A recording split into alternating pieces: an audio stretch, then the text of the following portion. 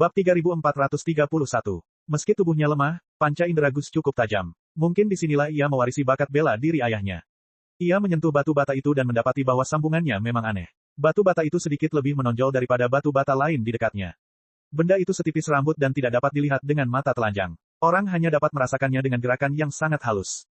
Seolah-olah batu bata tersebut tidak tertanam kuat pada dinding bata tetapi telah ditarik keluar dan dimasukkan kembali alih-alih dimasukkan hingga ke bawah. Gus mencoba mencabut batu bata itu keluar. Namun, tonjolan itu terlalu halus, dan tidak ada tempat baginya untuk mengerahkan tenaga. Setelah beberapa kali mencoba, kuku-kukunya hampir patah, tetapi batu bata itu tetap diam. Gus berpikir sejenak dan mengeluarkan anak panah dari tempat anak panah di pinggangnya. Ia menggunakan mata panah itu sebagai belati dan mencungkil sambungan batu bata. Kali ini, batu batanya memang longgar. Gus sangat bersemangat. Dia mengeluarkan anak panah lain dan meremas batu bata hijau itu dari atas dan bawah. Setelah menjepitnya selebar 2 jari, akhirnya ada tempat di mana ia dapat mengerahkan tenaga. Gus memegang batu bata itu dengan kedua tangan dan menariknya dengan kuat, menarik lebih dari setengahnya. Tetapi, tidak peduli seberapa keras ia mencoba, semuanya sia-sia. Tidak mungkin, pasti ada yang salah dengan batu bata ini. Tidak ada alasan mengapa aku hanya bisa mengeluarkan setengahnya. Gus menggaruk kepalanya. Hilangnya saudara perempuannya dan batu bata aneh itu sangat menarik perhatiannya. Dia tidak bisa menahan diri untuk tidak meraba-raba sekelilingnya. Setelah lebih dari 10 kali gagal, dia akhirnya menemukan triknya. Ternyata, batu bata itu hanya lapisan tipis dan dapat berputar dan bergerak. Dia memutar batu bata itu 3 kali ke kiri dan 2 kali ke kanan. Setelah kembali ke posisi semula, dia menekannya dalam-dalam. Separuh batu bata langsung terbenam ke dalam dinding bata. Dari balik dinding bata terdengar suara roda gigi dan rantai berputar, terdengar sampai ke bawah tanah ruang pelatihan. Kemudian, lantai di sudut tenggara ruang pelatihan itu bergeser terbuka tanpa suara, memperlihatkan sebuah lubang gelap. Gus begitu terkejut hingga jiwanya hampir meninggalkan raganya. Bukan karena lubang itu muncul secara tiba-tiba, tetapi karena lubang itu dikendalikan oleh roda gigi dan rantai, yang semuanya merupakan mesin presisi. Mengapa ada lubang mekanis di ruang pelatihan kami? Ini tidak mungkin perbuatan kakak, kan? Benarkah ayah? Tidak mungkin. Ayah adalah ahli terbaik di kota emas merah dan yang paling setia kepada Dewa Tinju. Bagaimana mungkin? Kakak, apakah kakak ada di dalam? Pikiran Gus menjadi kosong. Namun dia tidak dapat menahan diri untuk tidak berjalan menuju gua bawah tanah. Di bawah lubang itu ada tangga sempit yang mengarah ke bawah tanah yang lebih dalam. Cahaya aneh berkelap-kelip di ujung tangga. Gus menelan ludah. Sambil memegang mata panah di telapak tangannya, ia merayap menuju ruang rahasia. Saat dia setengah jalan menuruni tangga, dia mendengar suara-suara jahat datang dari ruang rahasia. Suaranya seperti putaran roda gigi, rantai bergerak, dan uap menyembur. Meskipun Gus belum pernah mendengar suara-suara itu secara langsung, ia pernah mendengarnya dari pamannya sebelumnya. Saat ini, ia dapat mengatakan bahwa suara-suara itu sama persis. Pamannya telah memberitahunya bahwa, jika dia mendengar suara-suara seperti itu, dia pasti telah menemukan sarang para setan dan altar para penggarap jahat, sehingga dia bisa berlari sekencang-kencangnya dan melapor ke kuil tinju. Namun pamannya tidak pernah memberitahu Gus bahwa, altar setan, telah ditemukan di rumahnya sendiri. Apa yang harus dia lakukan? Gus tampaknya telah jatuh ke dalam mimpi buruk yang terburuk. Dia tampaknya tertarik juga oleh kekuatan misterius dari mesin dan uap. Dia berjalan ke ujung tangga dengan keempat kakinya dan melihat pemandangan yang luar biasa. Itu adalah ruang rahasia yang luas. Pembuluh darah vena dan usus merayapi seluruh dinding. Sambungan banyak tabung berkarat berdesis dan menyemburkan uap jahat. Tabung-tabung yang tak terhitung jumlahnya saling terjalin menjadi sebuah mesin raksasa yang aneh. Tidak ada bahasa di dunia yang dapat menggambarkan kengerian mesin ini. Tampaknya terbuat dari 10.000 roda gigi, dengan banyak rantai, bantalan, pegas, dan komponen yang tidak dapat disebutkan namanya oleh Gus. Itu seperti iblis yang merangkak keluar dari neraka. Di dalam mesin itu, beberapa tungku aneh terbakar hebat, mengeluarkan uap panas yang membakar. Uap dikompresi ke bagian depan mesin melalui tabung. Uap tersebut berupa bola logam yang sedikit lebih besar dari jantung dan tertanam dengan banyak paku keling dan katup. Dan di depan bola logam, Gray, saudara perempuan Gus, berlutut di sana dengan khusyuk mengenakan kacamata dan seragam kanvas berminyak. Ia tengah membaca mantra jahat. Meski sudah menduga, hati Gus tetap saja terperosok ke jurang. Kakaknya memang percaya pada kekuatan mesin dan uap. Dibandingkan dengan Qin Yi yang baru saja dibakar di tiang pancang, kebejatan adiknya 100 kali lebih parah. Jiwanya mungkin telah diserap oleh iblis mekanik dan iblis uap sejak lama. Apa yang tersisa di dunia manusia hanyalah cangkang jahat. Gus terjebak dalam dilema. Ia tidak tahu apakah ia harus melarikan diri dan melapor kepada pamannya agar pamannya dapat menyelamatkan jiwa adiknya. Tetapi ketika dia memikirkan bagaimana Qin Yi telah terbakar menjadi seekor katak, dia merasa mustahil untuk melangkah maju. Pada saat ini, kata-kata saudara perempuannya setelah mantra itu membuatnya semakin tercengang. Ayah, kau lihat, aku berhasil. Aku telah menemukan jawaban yang selama ini kau cari. Gray begitu gembira hingga ia tertawa terbahak-bahak di tengah-tengah uap yang melengking. Ini adalah kekuatan uap yang paling murni. Ini adalah kekuatan terkuat di dunia yang berada di atas semua kekuatan pukulan. Setelah menyelesaikan kata terakhirnya, Gray tampaknya telah memutuskan untuk mati. Dia menggertakkan giginya dan memukul bola logam yang bergerak itu dengan keras menggunakan palu. Kira-kira, bola logam itu menjerit dan menyemburkan uap yang tampak seperti kabut. Dalam sekejap, seluruh ruang rahasia itu tertutup. Kejahatan yang mengerikan itu akhirnya menghancurkan saraf Gus. Dia menjerit dan berguling ke ruang rahasia dari tangga. Siapa? Gray pun terkejut. Ia meninju Gus tanpa menoleh ke belakang. Ketika dia mengetahui bahwa penyusup itu adalah saudara kandungnya, sudah terlambat baginya untuk berhenti. Pukulan itu mengenai lantai ruang rahasia dan meninggalkan lubang yang tampak seperti sarang lebah. Apa? Wajah saudara perempuannya menjadi sangat pucat. Kakak, saudaranya menangis terseduh-seduh. Batuk-batuk, batuk-batuk, batuk-batuk. Sebelum kedua bersaudara itu menjelaskan semuanya, batuk-batuk aneh tiba-tiba bergema di sudut ruang rahasia jauh di dalam uap. Sosok kurus dan pendek perlahan-lahan muncul dari uap. Siapa ini? Mata Gray terbelalak karena terkejut. Tidak ada yang tahu struktur ruang rahasia itu lebih baik daripada dia. Tidak ada jalan keluar lain kecuali melalui tangga tempat kakaknya terjatuh. Mengapa ada orang ketiga di dalam uap? Gus begitu takut sehingga ia memeluk paha adiknya dan bersembunyi di belakangnya. Ia menatap orang yang merangkak keluar dari kabut dengan ketakutan. Itu adalah anak yang sangat jelek. Usianya paling lama 6 atau 7 tahun. Rambutnya kuning, dan kulitnya gelap. Sekilas, dia tampak seperti kecambah kacang yang cacat. Kepalanya sangat bengkak sehingga bisa patah kapan saja. Si kecil tampak tidak berbahaya, tetapi Gus dan Gray tidak berani ceroboh. Ketika mereka melihat kaki anak jelek itu, kulit kepala mereka menjadi mati rasa, dan mereka tidak dapat mempercayai mata mereka. Anak jelek itu tidak punya kaki. Dari pinggang ke bawah, tubuhnya menyeret gumpalan uap padat yang memanjang ke bola logam aneh itu. Seolah-olah dia terbuat dari uap padat dari bola logam. Gus teringat ritual misterius yang diceritakan pamannya. Dia menggigil dan tergagap, kakak, apakah kau memanggil setan uap yang sebenarnya? Bagaimana mungkin? Meskipun Gray adalah penganut kekuatan mesin dan uap, dia masih ketakutan setengah mati oleh anak jelek itu. Dia berkata, aku hanya mengekstraksi kekuatan uap yang paling murni. Bagaimana mungkin? Hei, nak, kamu ini apa sebenarnya? Gray mengayunkan palunya ke arah anak jelek yang dipanggilnya. Jangan seperti ini. Mari kita bicara baik-baik. Bisakah kamu meletakkan palu terlebih dahulu? Aku sangat penakut. Aku tidak bisa takut. Anak jelek itu melihat sekeliling dengan rasa ingin tahu, seolah-olah dia belum pernah melihat dunia seperti itu sebelumnya. Setelah lama melihat, matanya yang dalam yang sudah melampaui usianya kembali menatap Gus dan Gray. Dia tersenyum dan berkata dengan suara kekanak-kanakan, meskipun aku tidak begitu mengerti apa yang dimaksud dengan setan uap yang kalian bicarakan, aku jelas bukan makhluk itu. Perkenalkan namaku Lu Qingchen. Bagaimana denganmu? Bab 3432. Gus dan Gray sama-sama terkejut dan tak bisa berkata apa-apa. Tak usah dikatakan, Gus itu pemalu seperti tikus. Meskipun saudara perempuannya, Gray, adalah seorang jenius tinju, dia telah bersiap menghadapi kematian ketika dia menyentuh hal tabu, kekuatan mesin dan uap. Akan tetapi, yang dia panggil bukanlah uap murni, melainkan seorang anak yang sangat jelek, yang mana hal itu di luar dugaannya juga. Bagaimanapun, dia bahkan belum berusia 20 tahun dan belum pernah meninggalkan kota emas merah. Untuk sesaat, dia merasa kacau, dan jantungnya berdebar kencang. Tenanglah. Di sisi lain, bocah jelek bernama Lu Qingchen menghibur mereka dengan senyuman. Hanya untuk memastikan, kaulah yang membiarkanku masuk, bukan? Pilihan kata-katanya sangat aneh. Dia dipanggil oleh Gray dari bola uap yang tersegel. Jika dia memang disegel di dalam sejak awal, dia akan dibebaskan, bukannya dibebaskan. Gus menggigil dan berteriak, kakak, itu memang setan uap. Dia hanya mengatakan bahwa kita membiarkannya masuk dari neraka. Saya hanya mengatakan, biarkan mereka masuk. Kapan saya menyebutkan neraka dan bumi? Lu Qingchen menepuk kepalanya tanpa daya. Kemudian dia melihat kakinya yang telah berubah menjadi asap, dan bola uap yang terhubung ke dasar asap. Dia tersenyum dan berkata, aku tidak tahu bahwa aku akan berakhir seperti ini. Apa ini? Jin dalam botol. Ngomong-ngomong, duniamu cukup menarik. Begitu banyak roda gigi, rantai, tabung, dan mesin uap. Apakah ini dunia mesin dan uap? Tentu saja tidak. Keburukan dan kelemahan Lu Qingchen memberi Gus ilusi dan keberanian. Dia meludah ke tanah dan berteriak, mesin dan uap adalah kekuatan jahat yang pantas dikutuk. Ini adalah dunia Dewa Tinju. Kecemerlangan Dewa Tinju bersinar di bumi. Jika kau berani melakukan kejahatan di sini, Dewa Tinju pasti akan menghancurkanmu. Tinju, Dewa. Lu Qingchen mengerjap lama dan tiba-tiba menyadari sesuatu. Apakah dia juara tinju? Jangan panggil Raja Tinju dengan namanya. Gus mengepalkan tinjunya dan membela keyakinan sucinya. Dia adalah Dewa Tinju yang agung. Keheningan. Anak jelek itu terdiam beberapa saat, tetapi matanya melotot semakin lebar.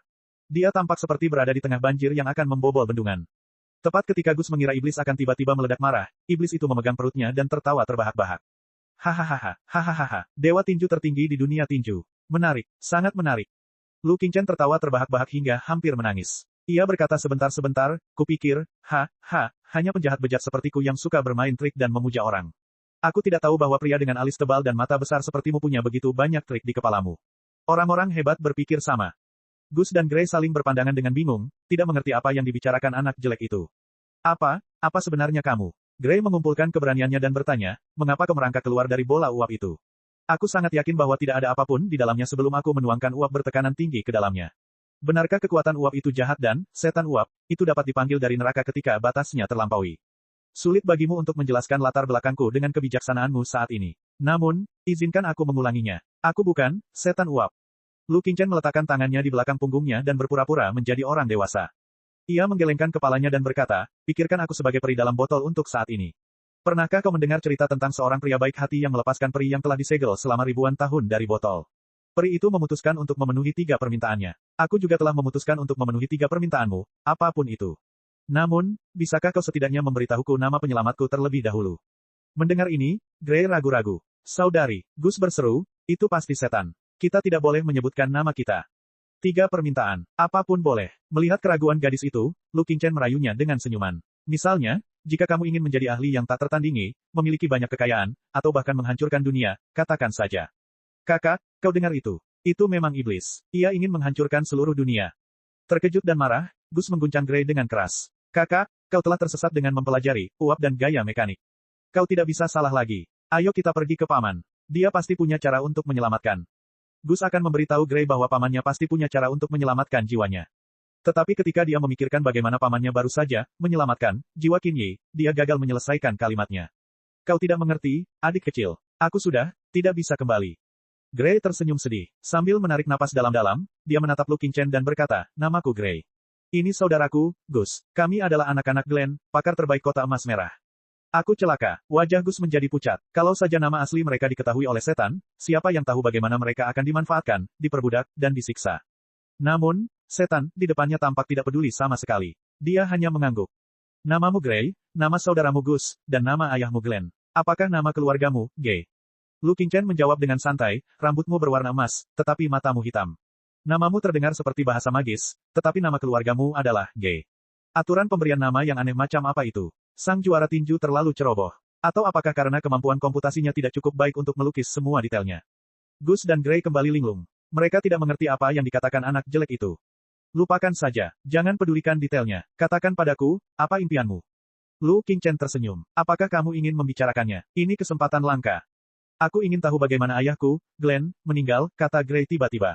Dengan baik. Sebelum Lu Qingchen menjawab, Gus sudah berdiri tegak, wajahnya penuh keterkejutan. Kakak, apa yang kau bicarakan? Bukankah ayah berlatih, seni tinju setan gila, dan jatuh dari tebing karena gangguan mental? Apakah itu yang dikatakan pamanku? Jangan konyol, saudaraku. Apa kau tidak menyadarinya? Tidak ada, seni tinju setan gila, atau lebih tepatnya, itu hanya penyamaran. Sambil menunjuk tabung-tabung mekanik dan uap di dekatnya, Gray berkata dengan dingin, ayah tidak pernah menjadi penganut setia dewa tinju. Tujuannya bukanlah untuk menciptakan seni tinju setan gila, tetapi untuk mempelajari kekuatan mesin dan uap di tempat ini. Di sinilah pertanyaannya, jika ayahku tidak pernah tertarik pada seni tinju setan gila, bagaimana dia bisa menjadi gila dan jatuh dari tebing? Ya, itulah yang dikatakan pamanku. Kami juga melihat tubuh ayahku yang menyedihkan. Namun, tidak ada yang melihat ayahku jatuh dari tebing. Luka-luka di tubuhnya bisa saja disebabkan oleh metode lain. Sejak aku menemukan ruang rahasia itu secara tidak sengaja, aku menyadari bahwa kematian ayahku tidak sesederhana kedengarannya. Lagi pula, tak lama setelah kematian ayahku, ibuku meninggal karena depresi. Dengan kata lain, jika ayahku dibunuh oleh seseorang, orang itu telah membunuh orang tua kami. Permusuhan berdarah antara kedua orang tuaku tidak dapat didamaikan. Sebagai putri Glenn, aku harus mencari tahu kebenarannya, bahkan dengan bantuan mesin terlarang dan uap. Bab 3433. Perkataan saudara perempuannya itu menyambar saudaranya bagai kilat. Sekalipun di dunia ini tidak ada petir, pemuda pengecut itu tetap merasakan seolah ada sesuatu di dalam hatinya yang retak. Seperti langit yang retak, kenangan masa lalu mengalir deras dari celah-celah hatinya. Ayahnya, yang tinggi, kuat, tulus, dan selalu tertawa seperti matahari. Bahkan jika dia mati, itu demi menjelajahi misteri tertinggi dari Iron Fist Dao. Demi dewa tinju yang agung, dia akan mati dengan mulia. Tapi itu sebenarnya palsu. Kenangan yang familiar namun jelas berubah menjadi aneh dan kabur. Ayah yang tulus, benar, terus terang, dan bersemangat tidak ada. Sebagai gantinya, ada murid yang jahat, licik, dan menyeramkan. Dunia pemuda itu runtuh inci demi inci. Seperti menara tinggi yang terbuat dari pasir yang menghadapi gemuruh lautan, ia berubah menjadi pasir lagi. Itu tidak mungkin. Gus sudah percaya pada adiknya. Bagaimanapun, apa yang dilihatnya tidak dapat disangkal. Betapapun berbakatnya saudara perempuannya, mustahil baginya untuk membangun altar seperti itu tanpa ketahuan. Namun ia hanya dapat mengulang, itu tidak mungkin, karena itulah satu-satunya jawaban yang dapat ia berikan kepada seluruh dunia. Gray mengabaikan kakaknya yang sudah hampir pingsan. Perkataannya tadi tampaknya telah meruntuhkan keyakinan atau ketakutan terakhirnya terhadap dewa tinju. Dia menatap Lu Qingchen dan mengulangi, ceritakan padaku bagaimana ayahku meninggal. Lu Qingchen tertegun sejenak. Dia menggaruk kepalanya dengan sedih. Aku tidak tahu. Kamu tidak tahu. Wajah Gray awalnya tampak bingung, lalu berubah menjadi marah. Meskipun pria itu benar-benar iblis dari neraka uap, dia tetap ingin menerjangnya dan menggigitnya dengan keras. Kau kehabisan bola uap yang selama ini dipelajari ayahku. Orang tuaku mengorbankan nyawa mereka untukmu. Tadi, kau bilang kau bisa memenuhi 3 permintaan kami, dan sekarang kau bilang kau tidak tahu. Bagaimana aku tahu? Lu Qingchen memutar matanya dan menjelaskan dengan sabar, sebenarnya, aku tidak keluar dari bola uap itu. Apa yang kau lakukan melanggar aturan dunia tertentu dan menyebabkan masalah. Lupakan saja, aku tidak bisa menjelaskannya dengan jelas. Anggap saja aku keluar dari bola uap itu. Tapi aku sudah berada di dalamnya sepanjang waktu dan tidak tahu apa-apa tentang dunia ini. Bagaimana aku tahu bagaimana ayahmu meninggal? Kemudian, Gray tertegun sejenak dan berkata dengan enggan, kamu baru saja mengatakan bahwa kamu bisa membuatku menjadi ahli terbaik di dunia dan bahkan menghancurkannya. Itu mungkin. Lu Qingchen mengangkat bahu dan berkata, sebenarnya, menghancurkan dunia jauh lebih mudah daripada mengambil sepotong informasi tertentu dari basis data terbawah dunia di bawah pengawasan ketat Raja Tinju. Apakah kamu yakin ingin menghancurkan dunia sekarang? Kalau begitu aku akan melakukannya. Itu jelas merupakan wajah buruk seorang anak berusia 6 tahun, namun ia berbicara dalam bahasa asing yang bahkan orang dewasa pun tidak dapat mengerti. Seharusnya, menghancurkan dunia, tetapi dia membuatnya terdengar sesederhana makan malam. Gray dan Gus menggigil keras. Tidak, kami tidak ingin menghancurkan dunia. Gray menelan ludah dan berkata, aku hanya ingin tahu penyebab kematian ayahku, menemukan pembunuh sebenarnya, dan membunuhnya. Tidak masalah. Lu Qingchen tersenyum. Meskipun aku belum tahu jawabannya, aku tidak punya hal yang lebih baik untuk dilakukan saat ini. Karena itu, aku dapat membantumu menemukan kebenaran. Lagi pula, aku bukan salah satu iblis yang suka bermain dengan logika dan jebakan. Aku hanya punya satu keinginan agar kamu menemukan penyebab kematian, pembunuh yang sebenarnya, dan pembunuh yang sebenarnya. Bagaimana? Aku memang peri yang jujur, baik, sederhana, dan tidak bersalah, kan? Gray dan Gus saling memandang. Meskipun iblis misterius bernama Lu Qingchen belum menunjukkan taring tajamnya sejak dia dipanggil. Tetapi kedua saudara itu semakin yakin bahwa, apapun dia pasti lebih menakutkan daripada iblis uap legendaris itu. Kenapa kamu menatapku seperti itu? Apakah aku seseram itu? Sejujurnya, kita tidak tahu siapa yang akan menghancurkan dunia pada akhirnya. Senyum Lu Qingchen bahkan lebih lembut dan tidak berbahaya. Ia berkata, Saudara Gus, Saudari Gray, senang bertemu dengan kalian. Kita semua sekarang berteman. Teman yang baik seharusnya saling membantu. Selain itu, saya berjanji untuk memenuhi 3 permintaan kalian. Jadi, melihat bahwa saya begitu jujur, baik, dan polos, dapatkah kalian membantu saya? Tidak, Gus menggelengkan kepalanya tanpa sadar. Apa yang kamu inginkan? Namun Gray menggertakkan giginya. Saya ingin menemukan bak yang lebih besar. Lu Qingchen terus menggaruk kepalanya, dengan ekspresi gelisah di wajahnya. Baiklah, bagaimana aku bisa menjelaskannya kepadamu? Dengan kata lain, apakah ada sesuatu yang aneh dan tidak masuk akal di duniamu? Misalnya, daerah berbahaya tempat gempa bumi, tsunami, dan letusan gunung berapi terjadi sepanjang waktu. Atau, orang-orang akan tiba-tiba menghilang saat mereka berjalan. Atau, kedua dinding itu entah bagaimana akan tumpang tindih. Atau, orang-orang akan dapat menembus dinding tanpa terluka. Singkatnya, itu adalah tempat yang bertentangan dengan aturan dasar dunia. Aku akan pergi ke sana.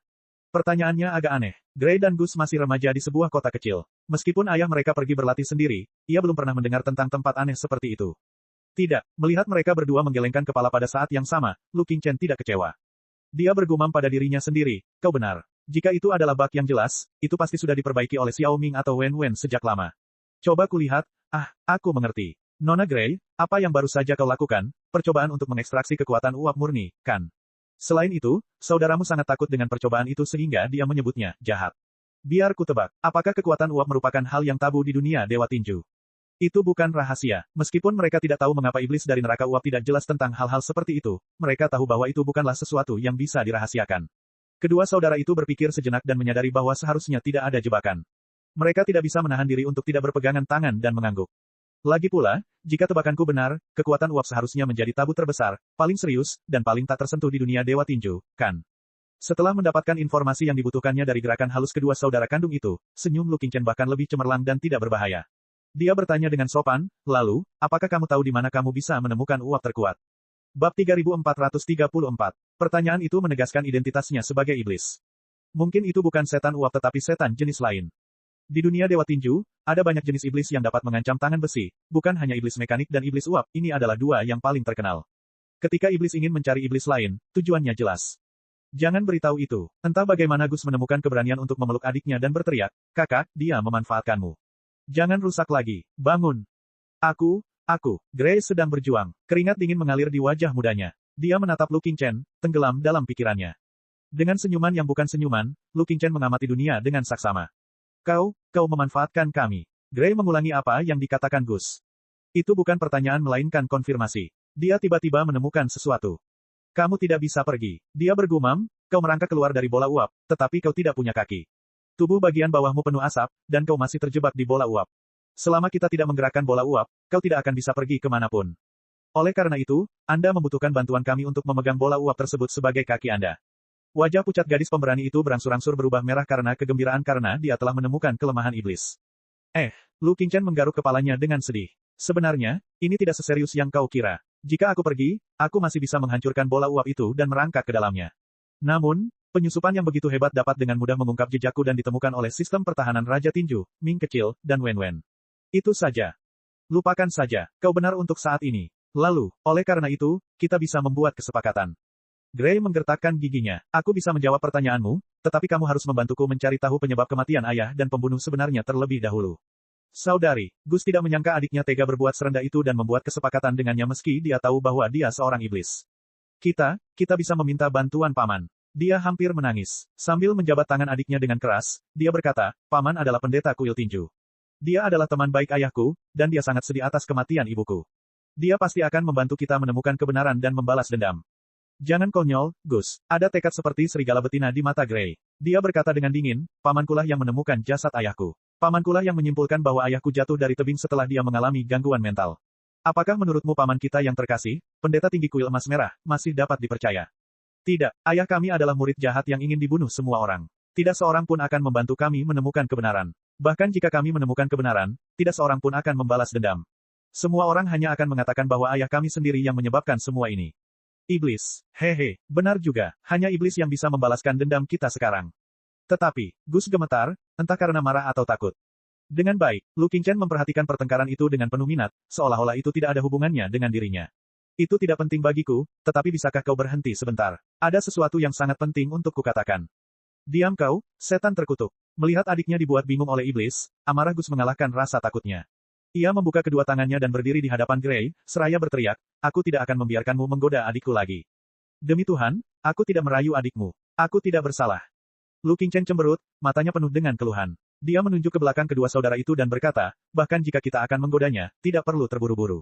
Aku hanya ingin mengingatkan kalian bahwa dia sedang melarikan diri. Gus dan Gray keduanya tercengang. Siapa dia? Gus tergagap. Orang yang menyelinap di belakangmu dan sangat ketakutan, kata Lu Qingchen dengan sungguh-sungguh. Kau pasti bercanda. Gus sangat terkejut. Ia berbalik secara naluriah, hanya untuk mendengar langkah kaki yang ringan namun tergesa-gesa. Bulu di sekujur tubuhnya berdiri seperti jarum. Sebelum dia menyadari apa yang sedang terjadi, Gray telah berlari melewatinya dan mencapai tangga. Gus ingin mengejarnya, tetapi dia berpikir sejenak dan kembali menatap Lu Qingchen. Jangan lupakan aku. Lu Qingchen menunjuk kakinya, yang diikat ke bola uap dan berkata tanpa daya, aku cacat. Kau tidak bisa meninggalkanku di sini.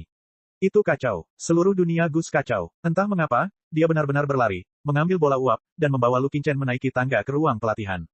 Ambang pintu ruang pelatihan telah rusak dan pintunya terbuka lebar. Dari luar terdengar suara tinju dan kaki beradu bagai baja, diikuti oleh tawa kemenangan. Ketika Gus bergegas keluar untuk melihat, darahnya menjadi dingin. Sosok tinggi dan familiar berdiri di tembok tinggi. Sosok itu adalah Qin Yong, yang baru saja mengancamnya. Darah mengalir dari lubang hidung dan sudut mulut Qin Yong, tetapi dia tidak terluka parah. Setidaknya, dia cukup bersemangat. Adiknya terengah-engah di halaman. Pakaiannya robek karena terlalu lelah, tetapi dia mengerutkan kening. Gus mengerang dalam hati. Qin Yong pasti marah karena telah mengirim saudaranya sendiri ke tiang pancang dan mengikutinya sampai ke rumahnya secara diam-diam. Tidak ada yang tahu apakah dia mencoba melampiaskan amarahnya pada Li Yao atau menyalahkan Li Yao. Melihat bahwa dia telah merangkak ke jendela gas, Li Yao yakin bahwa dia akan melakukan hal yang sama. Benar, teknik mengecilkan tulang, Qin Yong adalah yang terbaik di Akademi Tinju Besi. Tidak sulit bagi Li Yao untuk mengecilkan tubuhnya hingga setengah dari ukuran aslinya. Ketika dia memasuki ruang pelatihan, dia tidak menutup pintu ruang rahasia, jadi wajar saja dia ditemukan oleh Li Yao. Tidak ada yang tahu berapa banyak yang telah dilihat dan didengarnya. Tidak perlu banyak hal, satu roda gigi, satu engsel, dan satu tungku uap sudah cukup untuk mengirim adiknya ke tiang pancang. Dia telah menyakiti saudara perempuannya. Apa yang harus dia lakukan sekarang? Meskipun saudara perempuannya seorang jenius dalam seni bela diri, Qin Yong jelas bukan seorang amatir. Dia jelas bukan tandingan saudarinya dalam kompetisi yang adil. Akan tetapi, jika ia hanya ingin melarikan diri ke kota emas merah, saudara perempuannya tidak akan mampu membunuhnya dalam waktu sesingkat itu dan membersihkan tempat kejadian perkara. Pada akhirnya, rahasia saudara perempuannya akan tetap terungkap, bukan? Itu juga sebabnya Qin Yong begitu percaya diri. Saya tidak tahu bahwa, Glenn, petinju terbaik di Red Gold Town, memiliki putri yang begitu baik. Qin Yong tertawa terbahak-bahak di atas tembok. Sepertinya dia belum mendengar rahasia yang paling penting, tetapi apa yang telah dia lihat dan dengar sudah cukup untuk membunuh Gray. Memikirkan hal itu, dia menunjuk Gus dengan percaya diri dan berteriak, Gus, kamu tidak menyangka karma akan datang begitu cepat, bukan? Inilah yang mereka sebut, balas dendam tidak pernah datang terlambat. Qin Yong, Gus mencoba melawan, tetapi dia tidak tahu harus berkata apa. Bagaimanapun, adiknya memang telah jatuh ke jalan yang jahat, dan itu 100 kali lebih buruk daripada Qin Yi. Alis Gray terangkat. Dia tidak peduli dengan konflik antara Qin Yong dan kakaknya. Dia meraung dan menerjangnya seperti harimau betina. Bab 3435. Gerakan ini mengandung seluruh bakat bela diri Gray. Tidak sulit untuk mengetahui betapa dahsyatnya serangan itu hanya dari fakta bahwa dua petir di bawah kakinya telah menghancurkan batu-batu di halaman menjadi bubuk. Sebelumnya, ada jarak beberapa meter antara Qin Yong dan dia. Namun, sebuah tangga tak terlihat tampak muncul di hadapan Gray. Ia melangkah ke udara dan memanjat. Ho, Gray melompat setinggi 30-50 kaki ke udara dan mendarat di kepala Qin Yong. Dia meraung seperti harimau yang turun dari gunung. Sambil meraung, dia meninju. Samar-samar terlihat udara bergolak dan membentuk kepala harimau di tinjunya. Itu adalah seni tertinggi, gaya gunung harimau, seni tinju terbaik di kota. Tinju Gray hendak menggigit kepala Qin Yong seperti harimau yang membuka mulutnya yang berdarah. Namun, Qin Yong sudah siap. Dia sama sekali tidak berniat untuk melawan Gray secara langsung. Otot-otot di betisnya bergetar hebat, dan dia melompat keluar dari dinding saat Gray melompat. Meskipun Gray lebih cepat darinya, tinju harimau iblis telah mencapai kepalanya. Setidaknya Qin Yong punya waktu untuk menendang seperti kalajengking. Itu juga merupakan jurus pamungkas, Venomous Scorpion Boxing Gym, salah satu seni tinju paling terkenal di kota. Bam! Satu pukulan dan satu tendangan bertabrakan di udara. Retakan, tulang kaki Qin Yong retak. Tetapi luka-luka tersebut tidak cukup untuk menghentikannya melarikan diri. Sebaliknya, dengan bantuan pukulan Gray, ia melayang sejauh 20 hingga 30 meter seperti layang-layang dan mendarat di jalan.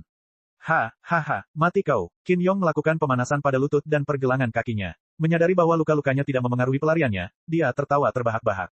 Dia mengeluarkan peluit tembaga yang panjang dan sempit dari mulutnya dan memasukkannya ke dalam mulutnya. Inilah yang digunakan para seniman bela diri untuk menghubungi satu sama lain ketika mereka pergi berburu di hutan belantara untuk melatih teknik tinju mereka. Di dunia dewa tinju, selain mesin terlarang dan kekuatan uap, bubuk mesiu juga merupakan benda jahat dan kotor. Oleh karena itu, kembang api tidak ada. Di alam liar, komunikasi jarak jauh hanya dapat dilakukan melalui peluit tembaga. Peluit khusus itu dapat mengirimkan suara hingga puluhan kilometer jauhnya dengan nada yang unik. Para prajurit yang telah berlatih dan memiliki pendengaran yang sangat baik dapat mendengarnya secara langsung. Mereka bahkan dapat mengetahui informasi yang berbeda dari nada tinggi dan rendah peluit tersebut. Sambil menarik napas dalam-dalam, Qin Yong membusungkan dadanya dengan mata terbuka lebar. Gray berdiri di dinding, puluhan meter jauhnya darinya. Tampaknya mustahil dia bisa membunuh Qin Yong sebelum dia meniup peluit. Namun dia tetap menerjang maju. Terlebih lagi, di udara, di bawah tatapan tercengang dari Gus dan jeritan Qin Yong yang membekukan jiwa, dua busur panah mekanik ditarik keluar dari punggungnya. Kedua busur silang itu jauh lebih rumit dan berbahaya daripada mainan kasar yang dijual kafilah itu kepada Qin Yi.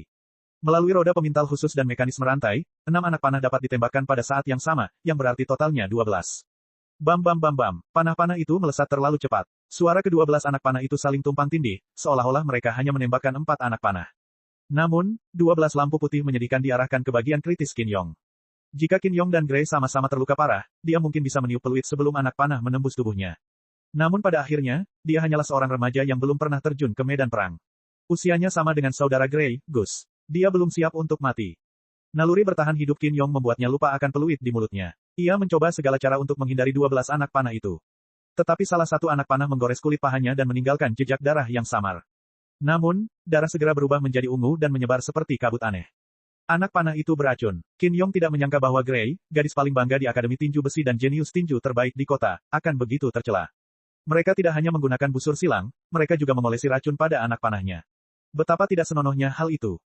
Iblis, iblis, Qin Yong berteriak dalam hatinya. Dia hendak meniup peluit, tetapi ternyata peluit itu telah tertiup keluar dari mulutnya dan menempel di bibirnya karena gerakan yang tiba-tiba. Ia mencoba menggigit peluit itu lagi, tetapi racun pada anak panah itu membuat kakinya semakin sakit. Seluruh kakinya seperti dibasahi magma, terbakar dan sakit.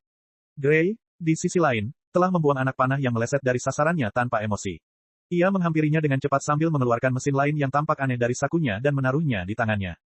Qin Yong merasa dingin di sekujur tubuhnya. Ia ingin melarikan diri, tetapi sudah terlambat. Kaki kanannya yang terluka dan beracun sama sekali tidak mendengarkan perintahnya, seolah-olah telah diikat oleh batu raksasa. Ia tidak bisa bergerak sama sekali. Ledakan. Dia mendengar suara keras dari mesin di tangan Gray. Sesuatu telah meledak di bagian depan mesin itu. Kemudian seluruh dunia berubah menjadi merah, hitam, dan transparan. Kepala Qin Yong meledak seperti semangka yang telah dihancurkan. Darah yang tampak seperti pohon api menyembur keluar dari kepalanya. Dia menggelengkan kepalanya dengan ketidakpuasan untuk waktu yang lama sebelum dia jatuh ke tanah.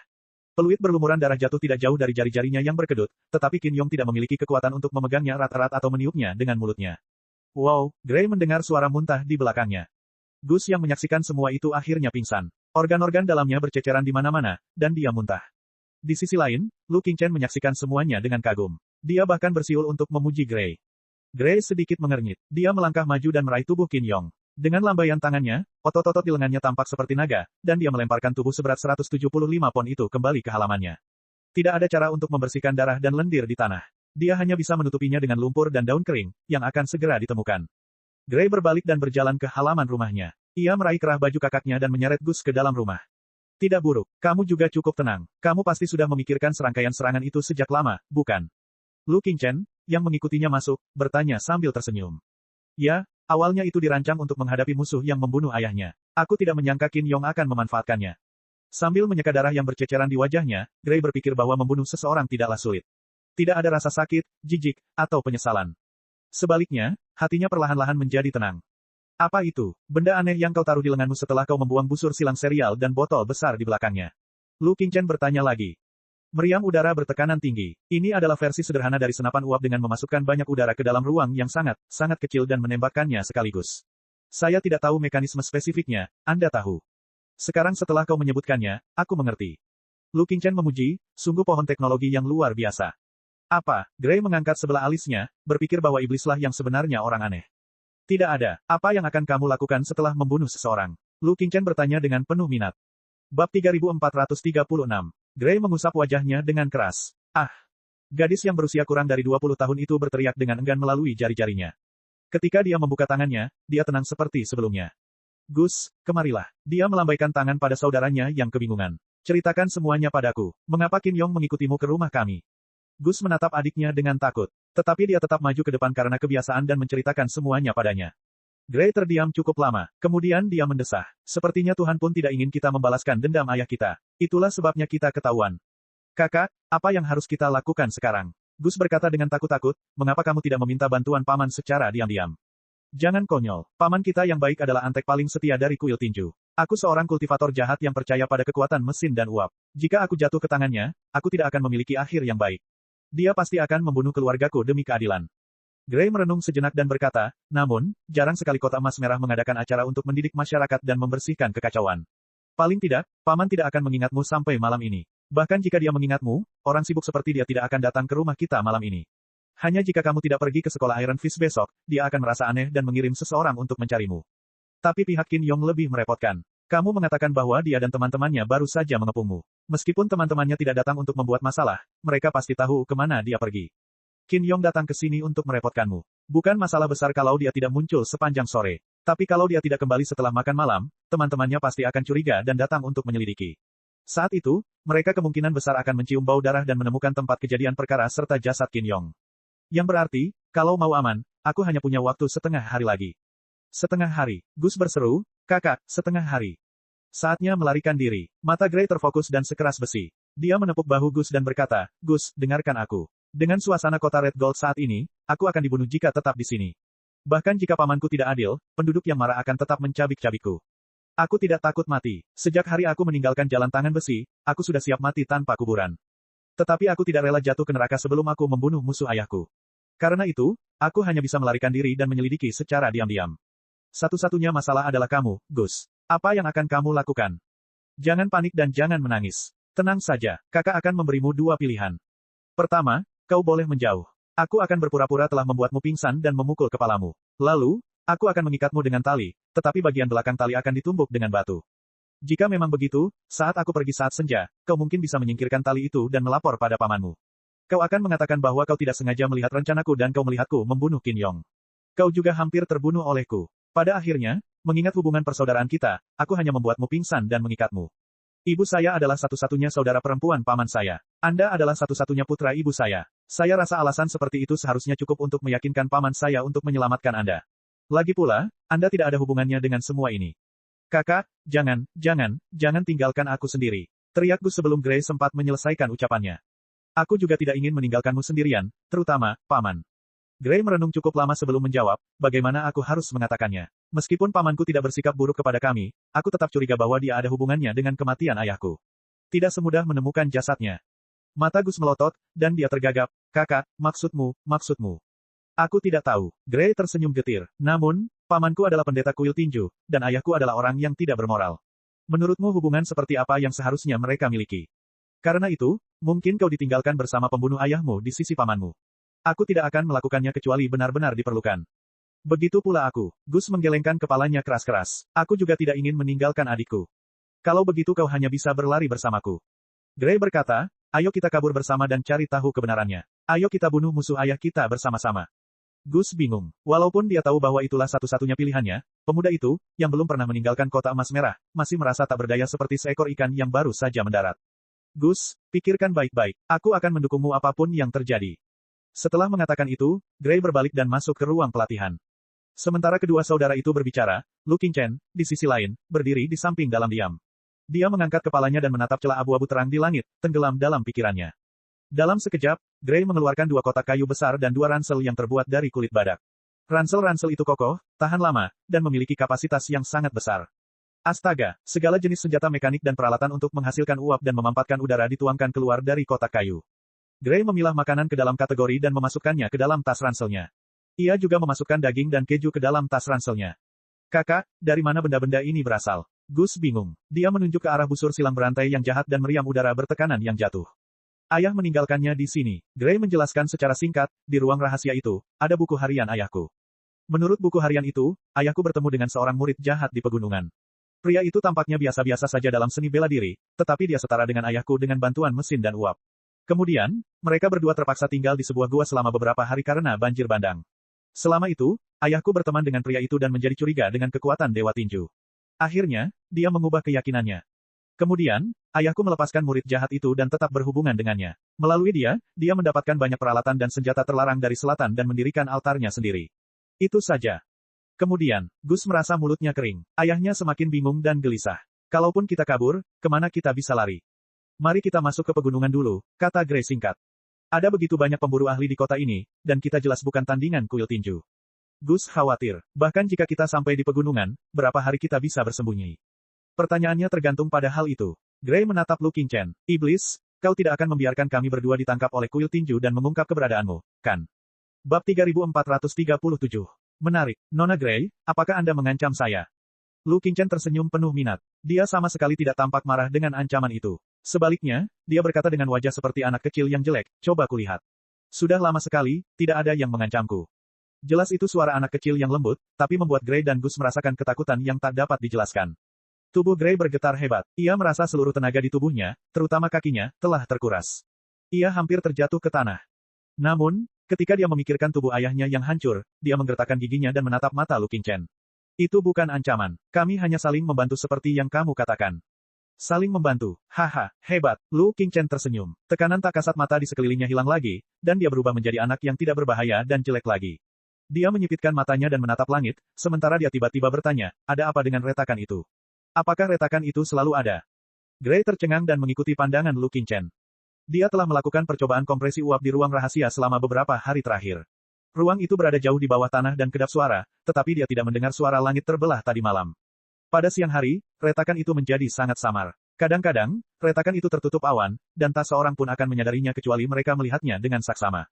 Baru pada saat inilah Gray menyadarinya juga. Dia berseru dan tercengang. Itu baru muncul tadi malam. Gus mengumpulkan keberaniannya dan bertanya pada Lu Qingchen, apakah kamu melakukan ini?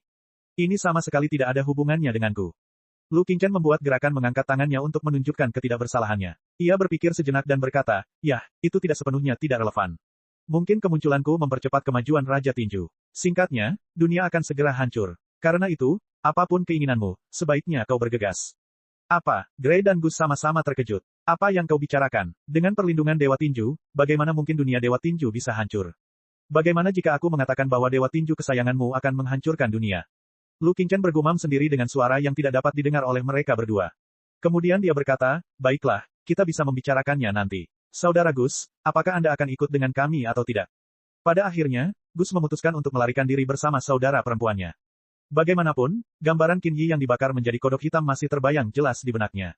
Gus tidak tahu bagaimana reaksi warga ketika mengetahui ada altar sebesar itu di bawah rumah mereka dan bahwa saudara perempuannya telah membunuh Qin Yong. Keluarga Qin juga cukup berpengaruh di kota emas merah. Mereka memiliki hubungan dengan seni bela diri di beberapa kota terdekat dan pasti ingin membalas dendam. Meskipun dia tidak ada hubungannya dengan altar itu, dia telah tidur di sana selama bertahun-tahun. Tidak pasti apakah orang lain akan mempercayai kebohongan saudara perempuannya. Satu-satunya paman yang bisa melindunginya tampaknya memiliki andil besar dalam kematian ayahnya. Gus bukanlah pria yang pandai berakting. Merupakan tugas yang mustahil baginya untuk bisa bergaul dengan pamannya tanpa meninggalkan jejak apapun. Karena itu, Gus tidak punya pilihan lain kecuali mengikuti takdir.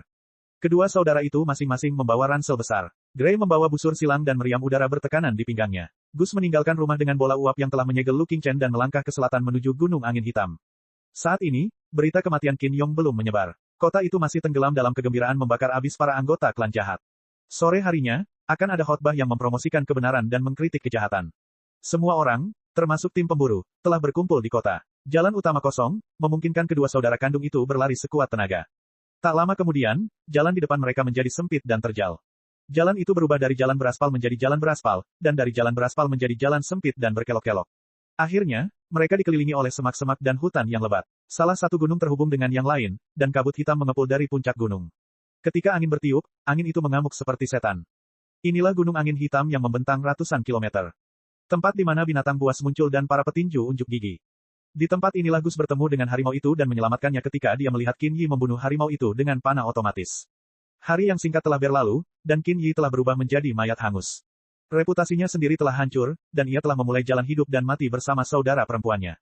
Hanya memikirkannya saja membuatnya merasa seolah-olah seumur hidup telah berlalu. Gray tidak mengatakan apapun dan memimpin jalan di depan. Dia bahkan tidak menggunakan parang untuk memotong cabang-cabang dan tanaman merambat yang menghalangi jalannya, tetapi hanya memotongnya dengan tangannya. Itu bersih dan efisien. Gus jauh lebih tidak terampil dibanding saudara perempuannya. Meski tidak perlu memimpin jalan, ia tetap kelelahan setelah membawa begitu banyak barang dan berjalan puluhan kilometer di gunung dengan bola uap. Lu Qingchen tidak perlu berjalan sendiri, tetapi dia cukup senang dan tenang.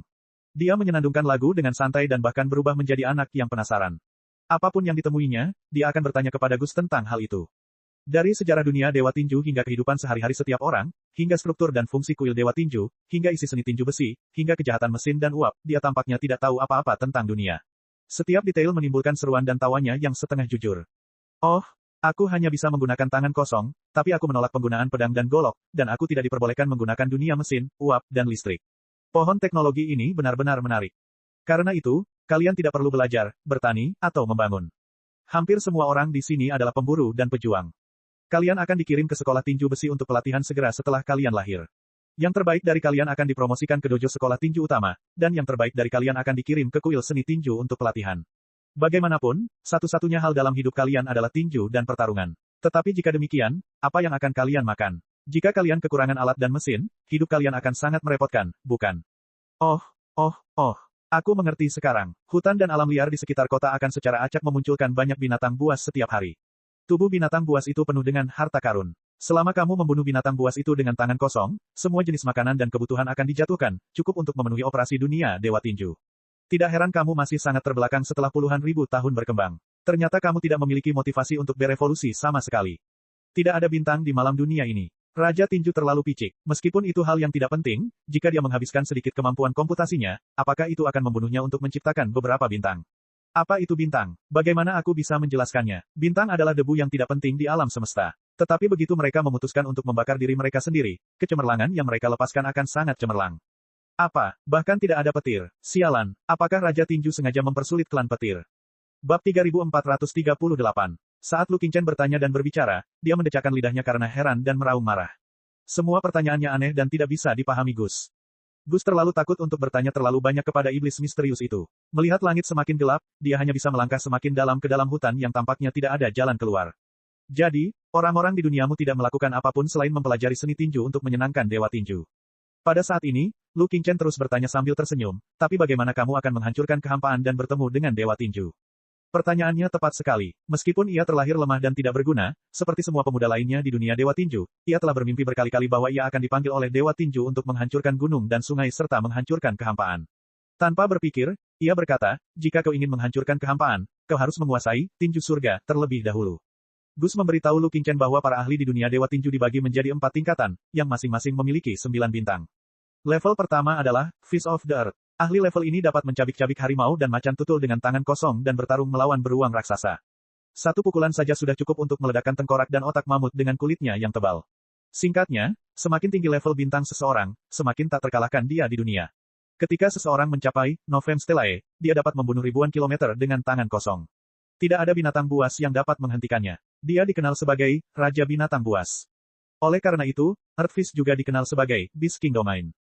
Tingkat kedua adalah Fish of the Ocean. Bagi para ahli di tingkat ini, selain kebal terhadap serangan, kekuatan fisik mereka tidak terbatas, dan mereka dapat menahan tekanan luar biasa dari dunia luar dengan aura mereka yang mengintimidasi.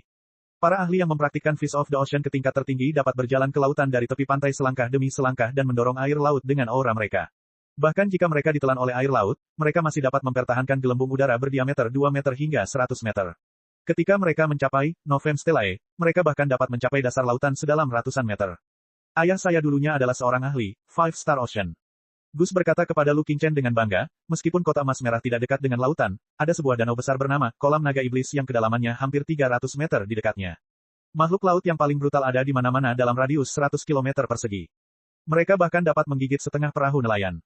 Ayah saya, di sisi lain, mampu berenang di air dari tepi timur Kolam Naga Iblis, berjalan jauh dari dasar danau yang kedalamannya hampir 200 meter, dan memanjat dari tepi barat. Selama perjalanan, ia membunuh banyak sekali makhluk laut yang brutal, tetapi tidak ada setetes air pun di tubuhnya. Pakaiannya kering ketika ia pergi ke darat. Oleh karena itu, tinju laut juga dikenal sebagai Raja Laut. Ketika ia menguasai Laut Novem, ia menjadi Raja Laut dalam yang memang pantas.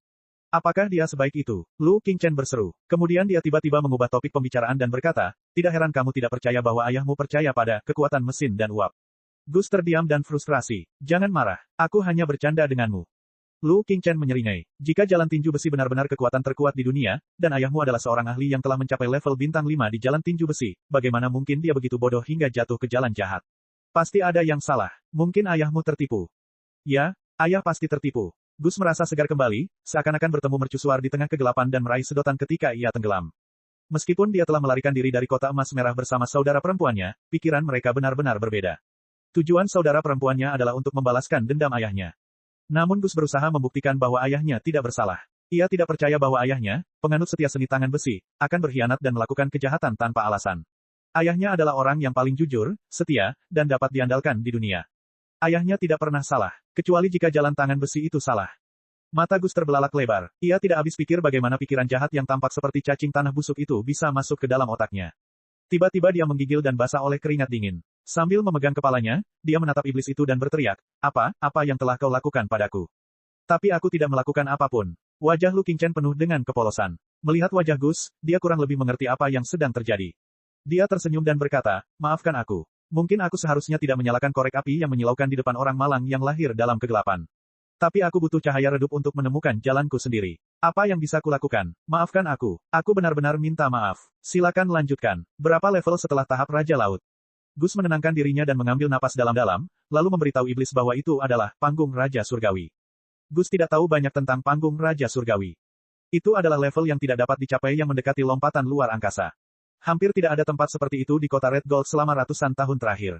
Pusat-pusat pertama seperti kota esensi surgawi sangat sedikit dan jarang. Gus hanya tahu bahwa tahap Raja Surgawi juga dikenal sebagai tinju langit.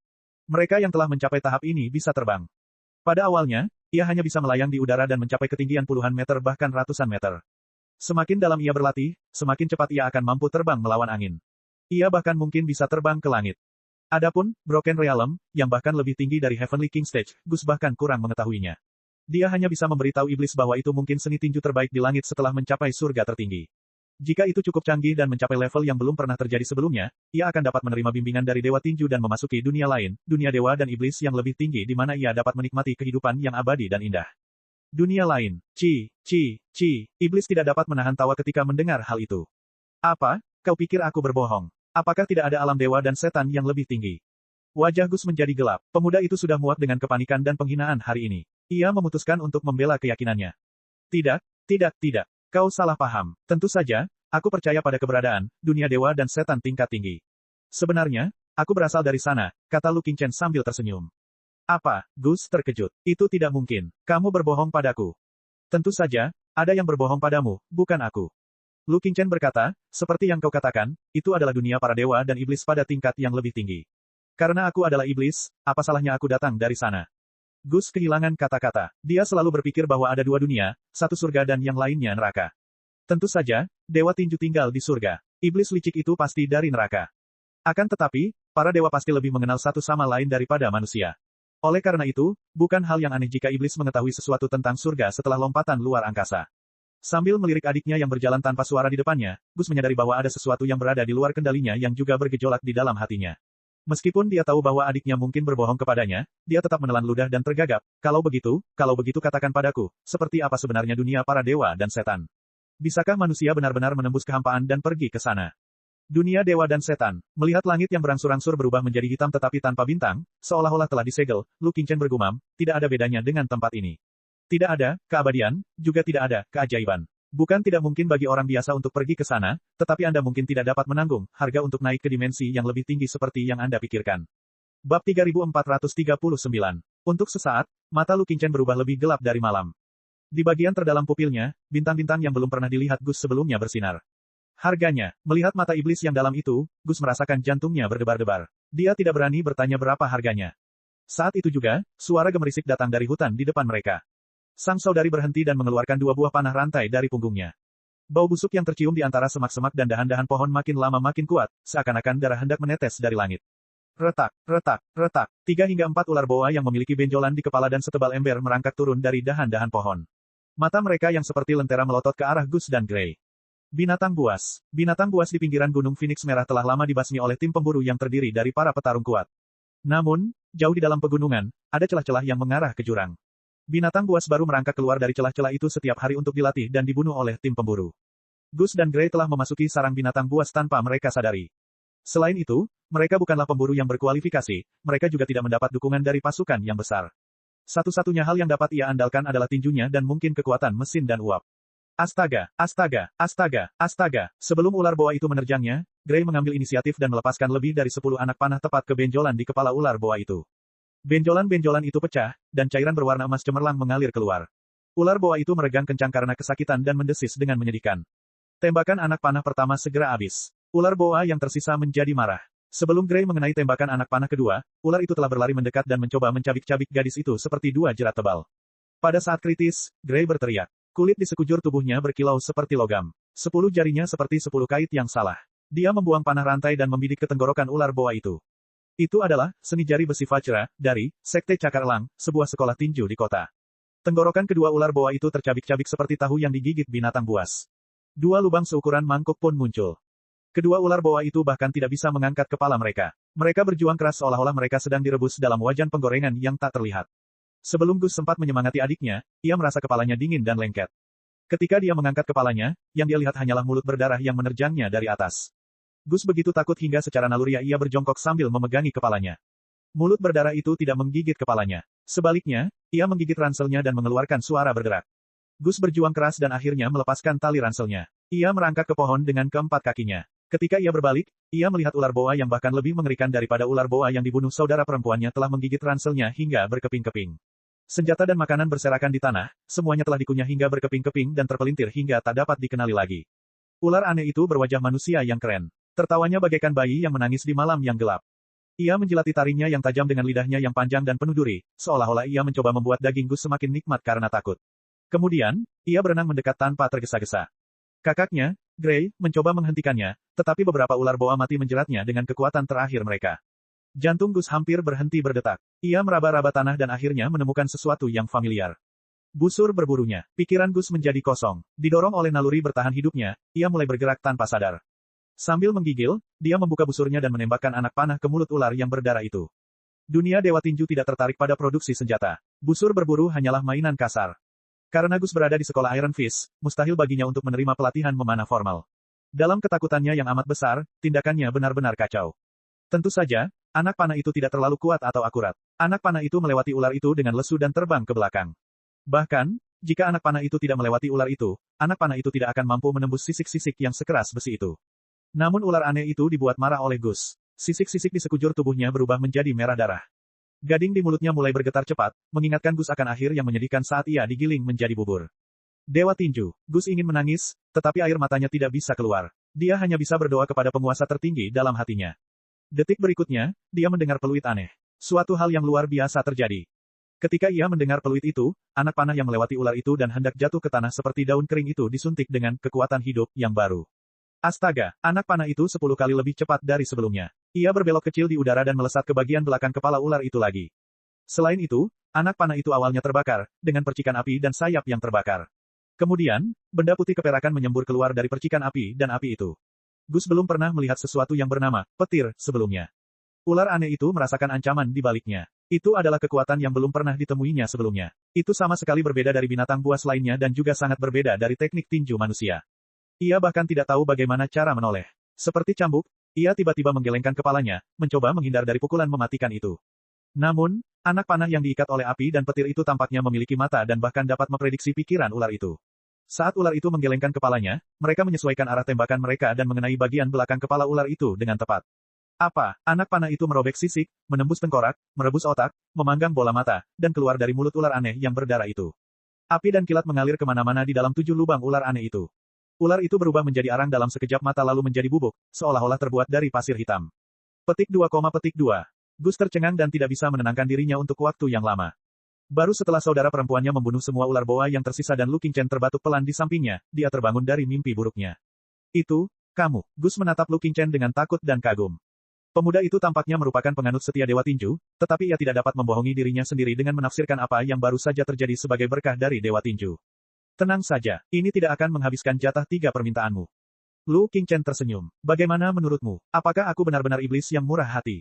Gus terdiam. Ia menatap adiknya dan melihat kebingungan dan ketakutan yang sama di matanya. Kekuatan macam apa ini? Sepertinya bukan tenaga mekanik atau uap. Tanya Gus hati-hati. Tentu saja tidak. Ini adalah kekuatan petir, atau listrik. Kekuatan ini jauh lebih canggih dan kuat daripada kekuatan uap. Lu Qingchen tersenyum. Sudah kubilang sebelumnya, aku bukan setan uap. Kalau aku harus menyebutkan nama, seharusnya aku adalah Raja Iblis berkedip. Tunggu, apakah aku sudah terinfeksi oleh seseorang? Kapan seleraku terhadap nama menjadi seburuk ini? Bab 3440. Iblis Petir. Gray dan Gus saling berpandangan dan melihat kepanikan dan kebingungan di mata masing-masing. Ketakutan akan hal yang tidak diketahui adalah ketakutan terbesar. Pada saat ini, kedua saudara kandung itu tenggelam dalam ketakutan ini. Bahkan Gray, sebagai murid yang jahat, tidak bisa menahan diri untuk tidak menggigil. Setidaknya, iblis mekanik dan iblis uap telah merusak dunia Dewa Tinju selama ratusan tahun. Mereka tahu persis apa itu. Tetapi mereka sama sekali tidak tahu apapun tentang asal-usul, metode, dan tujuan, Electric Fiend. Gray tidak berani menatap mata Lu Qingchen lagi. Dia berlutut di salah satu lututnya dan membedah ular boa itu dengan belati, sebelum dia mengulurkan seluruh lengannya ke ular boa itu dan meraba-raba.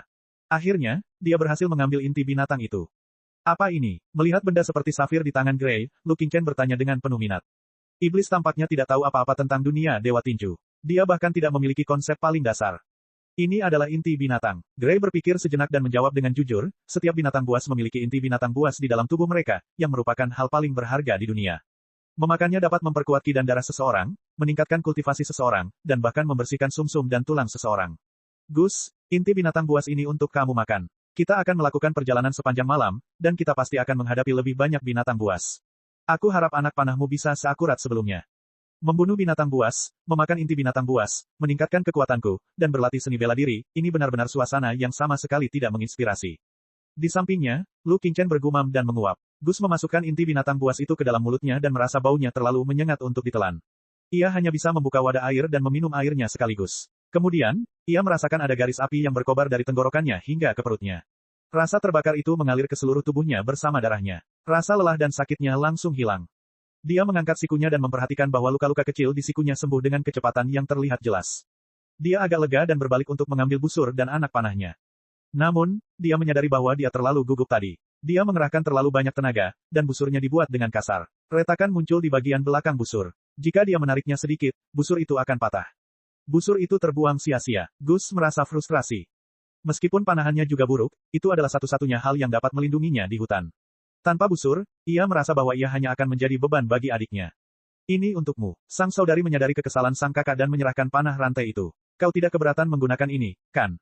Noi, mulut Gus kering. Dia tidak tahu harus berkata apa. Sebagai penganut setia Dewa Tinju, dia seharusnya tidak terkontaminasi oleh mesin atau senjata uap apapun. Namun kemarin, Qin Yi telah menggunakan busur panah mekanik untuk menyelamatkan hidupnya. Hari ini, orang yang membawakan busur panah mekanik kepadanya adalah saudara perempuannya sendiri. Tidak mungkin dia akan menyakiti saudara perempuannya sendiri. Entah mengapa, keyakinannya pada Dewa Tinju sedikit surut. Sebagai gantinya, dia menyentuh busur silang itu karena penasaran dan segera menarik tangannya. Aku tidak bisa menggunakannya. Aku tidak tahu bagaimana, kata Gus. Rasa dingin masih mengalir di ujung jarinya. Itu tidak membuatnya tidak nyaman. Tenang saja, sangat mudah dipelajari. Dibandingkan dengan jalur tangan besi, keuntungan terbesar dari kekuatan mekanik adalah mudah dipelajari dan dikuasai. Gray berkata, kamu sudah menguasai dasar-dasar memanah. Kamu akan segera belajar cara mengendalikan busur silang mekanis. Aku jamin itu. Ayo, mari berlatih. Gray menjepit tubuh ular boa ke pohon dengan belatinya. Dia berjalan 20 langkah menjauh dari Gus untuk belajar cara menggunakan busur panah mekanik. Seperti yang diduganya, senjata semacam itu, yang dapat menyimpan energi dan tidak memerlukan busur dan anak panah, sangat cocok untuk orang-orang seperti Gus, yang lengannya relatif lebih lemah dan bobotnya relatif lebih ringan. Hanya butuh waktu yang dibutuhkan untuk membakar 3 batang dupa agar dia menguasainya dan jatuh cinta pada senjata yang luar biasa tersebut. Saat ini, hanya ada satu pertanyaan. Kakak, kamu sudah memberiku busur silang berantai. Bagaimana denganmu? Tanya Gus. Jangan konyol, aku jauh lebih hebat darimu. Aku bisa meledakkan binatang buas dengan tangan kosong, belum lagi aku membawa pedang dan meriam udara bertekanan, kata Gray. Itu tidak akan berhasil. Semakin dalam kita memasuki Red Phoenix Mountain, semakin banyak binatang buas yang akan kita temui. Berapa banyak binatang buas yang bisa kau bunuh dengan tangan kosong? Gus menggigit bibirnya dan mengembalikan panah rantai itu. Lebih baik kau yang menggunakannya. Kakak, panah itu akan lebih kuat di tanganmu dan menghemat tenagamu yang berharga.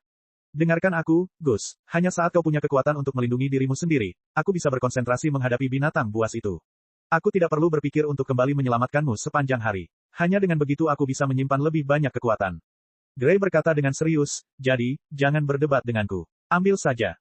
Lalu, bisakah kau menunjukkan padaku busur silang serialmu? Iblis yang tersenyum itu tiba-tiba bertanya ketika kedua saudara kandung itu mendorong busur silang ke depan. Memikirkan anak panah yang diminta iblis untuk ditembakkan tadi, Gus ragu sejenak. Kemudian dia melirik adiknya dan menyerahkan 2 anak panah itu. Tak seorang pun dari kedua saudara itu menduga apa yang terjadi selanjutnya. Sang iblis mendekat ke arah 2 busur silang berantai itu dan mengamatinya lama, sebelum ia tiba-tiba bersin. Kabut menyembur keluar dari mulut iblis dan meliliti 2 busur panah yang berulang. Kabut itu seperti awan kecil dengan kilat samar dan guntur di dalamnya. Ketika guntur mereda dan awan-awan menghilang, 4 busur panah berurutan diletakkan rapi di tanah di hadapan iblis. Semakin rumit, semakin presisi, semakin cepat kecepatan tembaknya, semakin banyak anak panah yang terisi, dan semakin kuat pula super serial crossbow-nya. Gus dan Gray tercengang. Mereka tidak dapat mempercayai apa yang mereka lihat untuk waktu yang lama. Ini, Gus tergagap. Aku sudah sedikit memodifikasi busur silang mekanis untukmu. Sekarang, busur silang itu bisa memuat 18 baut sekaligus, dan kecepatan serta kekuatan tembakannya 2 hingga 3 kali lebih tinggi dari sebelumnya. Itu juga tidak termasuk dalam 3 permintaanmu. Anggap saja itu ucapan terima kasih karena telah membawaku bersamamu. Kata iblis itu dengan murah hati. Tapi, mengapa ada 2 busur silang mekanis tambahan? Pikiran Gus menjadi kosong. Dia belum pernah menemukan sesuatu yang seaneh itu sebelumnya. Ini hanya salin dan tempel yang paling sederhana. Lu Qingchen berkata, dengan begitu, kamu dan adikmu masing-masing akan memiliki 2 busur silang. Salin, tempel. Gus tidak mengerti apa arti tempel, tetapi dia punya gambaran umum tentang arti salin. Bisakah kau menyalin semuanya? Tanyanya dengan berani kepada Lu Qingchen. Di dunia ini, secara teori, ya. Iblis mengangguk. Misalnya, inti binatang. Bisakah kamu menyalin 1 inti binatang menjadi 2 atau bahkan lebih? Aku mengerti apa yang ingin kau katakan. 100, 1000, 10.000 inti binatang buas sekaligus sehingga kau dan adikmu bisa memakannya dan menjadi ahli yang tak terkalahkan. Iblis berkata, sebenarnya, tidak perlu bersusah payah. Aku bisa langsung merusak data intimu dan menyeret kemampuan bertarungmu ke level tertinggi. Atau, aku bisa mengambil template data para ahli yang tak tertandingi itu dan melindungimu dengan template-template itu. Semuanya bisa dilakukan dalam hitungan menit. Masalahnya, jika aku melakukan ini, akan ada kemungkinan 100% bahwa datanya tidak normal. Sang juara tinju akan langsung menemukan 2 serangga besar di tubuhmu, lalu dia akan menusukkan tangan besinya yang tak terkalahkan keluar dari tenggorokanmu dan meledakkanku hidup-hidup. Untuk saat ini, aku masih belum sebanding dengan juara tinju. Aku harus memilih medan pertempuran yang paling cocok. Karena itu, aku tidak bisa membuat perubahan drastis padamu saat ini. Mari kita lihat apa yang terjadi selanjutnya. Cek. Rakan-rakan kultivator sekalian, sebelum retret, sila terus berkultivasi untuk jurus subscribe, like, share dan komentar agar sekte novel Sadim terus berkembang pesat.